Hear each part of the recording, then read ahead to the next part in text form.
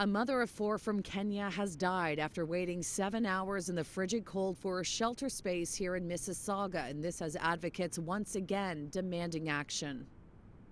For the last 8 months, we've been screaming, we've been shouting, and we've been protesting, asking you to step up to the plate, asking you to show up for our people. Powerful words from Black community leaders who have been on the front lines of the refugee crisis. Nadine Miller was an organizer of the emergency response shelter in Rexdale and says a lack of action by all levels of government, especially Ottawa, is disgraceful.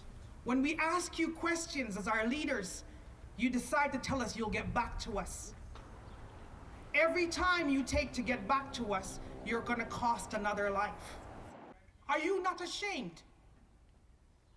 We voted you in, and this is what you've done.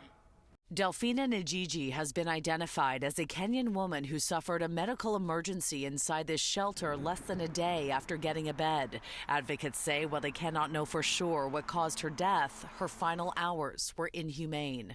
We know that our sister showed up and she had to wait outside for a long time in the cold.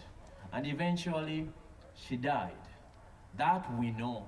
For them, it's like a newborn baby. Would anybody take a newborn baby in regular clothes and put them outside? They wouldn't do it.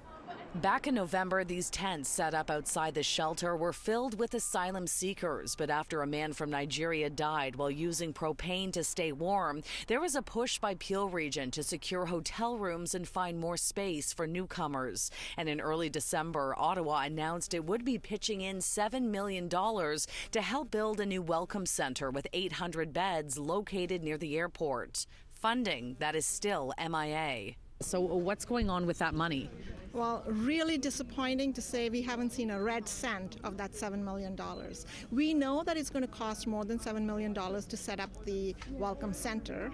So some of that money anyway is going to come from us, even though I believe that it should be 100% funded by the federal government because immigration and refugees is 100% federal issue. But they haven't even given us the $7 million.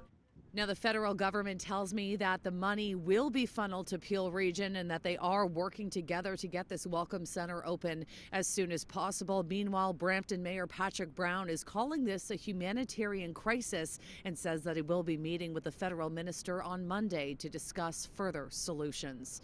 In Mississauga, Shauna Hunt, City News.